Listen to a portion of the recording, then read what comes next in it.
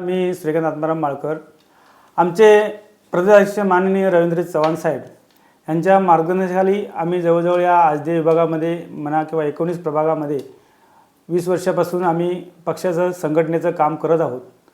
आणि आता निवडणुका ह्या KDMCच्या लागलेल्या आहेत, तर पक्षानं आम्हाला उमेदवारी दिली तर आम्ही पूर्ण तयारी केलेली आहे पक्षाने उमेदवारी दिल्यावरती निवडणूक लढवायची।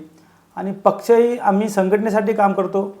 आज एवढे वर्ष आम्ही संघटनेचं काम केलेलं आहे, त्यामुळे संघटना कशी वाढवायची, कसं काम करायचे पूर्णपणे आम्ही आमच्या प्रदेशाध्यक्षाच्या त्यांच्या मार्फत आम्ही शिकलेलो आहोत।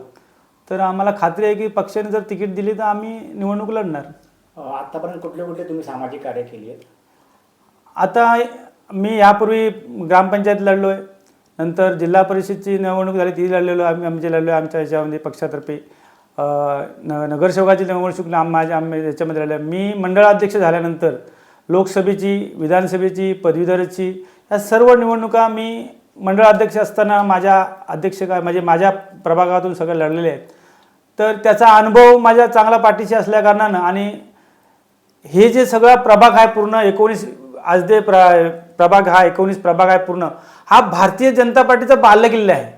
आणि इथे मला वाटत नाही की भारतीय जनता पार्टीचा उमेदवार पडू शकतो असं मला कधीच वाटत नाही, कारण आम्ही पूर्णपणे त्या पक्षाचं काम करताना 20 वर्ष लागलेत आम्हाला भारतीय जनता पार्टीचे हे एवढं इथपर्यंत पोचायला।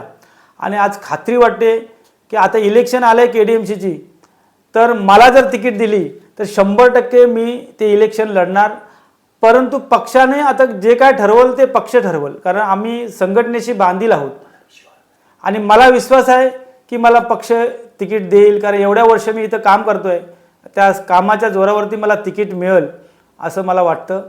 तरी आमचे प्रदेशाध्यक्ष साहेब रवींद्र चव्हाण साहेब आणि आपले जिल्हा अध्यक्ष नंदू परब हे जे ठरवतील त्याप्रमाणे आपण चालणार, कारण शेवटी संघटना ही आमची असल्या कारणानं पक्ष हा आमचा संघटना आहे।